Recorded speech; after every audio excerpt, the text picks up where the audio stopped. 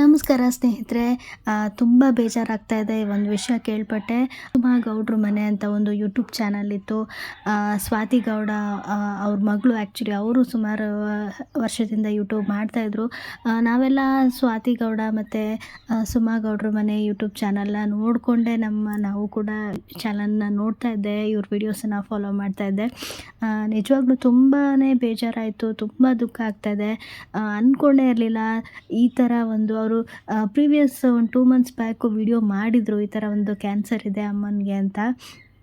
But ಅದು ಈ ಥರ ಇಷ್ಟು ಬೇಗ ನಾವು ಅವ್ರನ್ನ ಕಳ್ಕೊತೀವಿ ಅಂತ ಖಂಡಿತ ಅಂದ್ಕೊಂಡಿರಲಿಲ್ಲ. ತುಂಬಾ ಬೇಜಾರಾಗ್ತಾ ಇದೆ.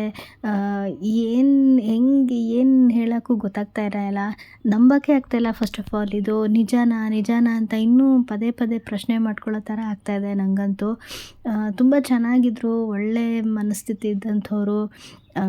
ನಿಜವಾಗ್ಲೂ ಒಳ್ಳೆಯವ್ರಿಗೆ ಕಾಲ ಇಲ್ಲ ಅಂತ ಅನಿಸ್ಬಿಡುತ್ತೆ ಒಂದೊಂದು ಸಲ.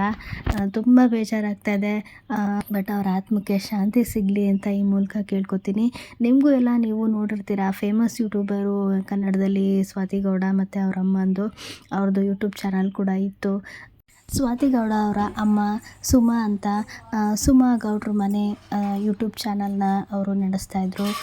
ಅನ್ಫಾರ್ಚುನೇಟ್ಲಿ ಅವರು ಈಗ ಆಲ್ರೆಡಿ ತೀರ್ಕೊಂಡಿದ್ದಾರೆ. ವಿಷಯ ನನಗೆ ಲೇಟಾಗಿ ಗೊತ್ತಾಯಿತು.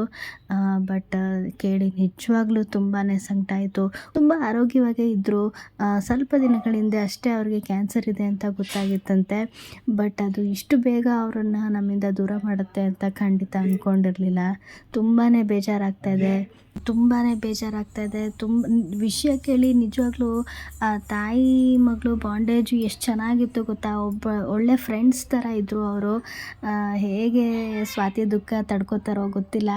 ದೇವರು ಇಡೀ ಫ್ಯಾಮಿಲಿಗೆ ದುಃಖ ತಡ್ಕೊಳ್ಳೋ ಅಂಥ ಶಕ್ತಿಯನ್ನು ಕೊಡಲಿ. ಹಾಗೆ ಆಂಟಿ ಆತ್ಮಕ್ಕೂ ಕೂಡ ಶಾಂತಿ ಸಿಗಲಿ ಅಂತ ಈ ಮೂಲಕ ಕೇಳ್ಕೊತೀನಿ.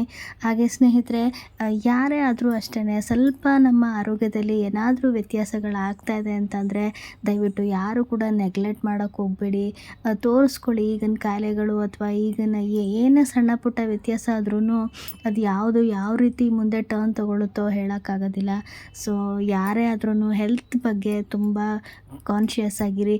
ಇವರು ಕೂಡ ವಿಷಯ ಗೊತ್ತಾದ್ಮೇಲೆ ತುಂಬ ಒಳ್ಳೊಳ್ಳೆ ಕಡೆ ತೋರಿಸಿದ್ದಾರೆ, ಇಲ್ಲ ಅಂತಲ್ಲ. ಬಟ್ ಏನು ಮಾಡೋದು, ವಿಧಿ ಆಟ ಗೊತ್ತಿಲ್ಲ, ಹಿಂಗಾಗೋಗ್ಬಿಟ್ಟಿದೆ. ತುಂಬಾ ಬೇಜಾರಾಯಿತು. ವಿಷಯ ಕೇಳಿ ತುಂಬ ಮನ್ಸಿಗೆ ಕಷ್ಟ ಆಗ್ತಾಯಿದೆ. ಹಾಗೆ ನೀವು ಯಾರೆಲ್ಲ ವಿಡಿಯೋಸ್ನ ನೋಡ್ತಾ ಇದ್ದೀರಾ, ನಿಮಗೆಲ್ಲ ಗೊತ್ತಿರುತ್ತೆ ಇವರು.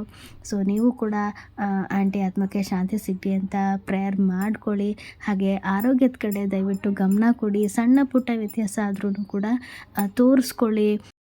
ಯಾವುದೇ ಸಣ್ಣ ಪುಟ್ಟ ವ್ಯತ್ಯಾಸಗಳಾದರೂ ಸ್ವಲ್ಪ ಜಾಗರೂಕವಾಗಿ ಇರೋಣ ಅಂತ ಈ ಮೂಲಕ ಕೇಳ್ಕೊತಾ ವಿಡಿಯೋನ ಎಂಡ್ ಮಾಡ್ತಾಯಿದ್ದೀನಿ.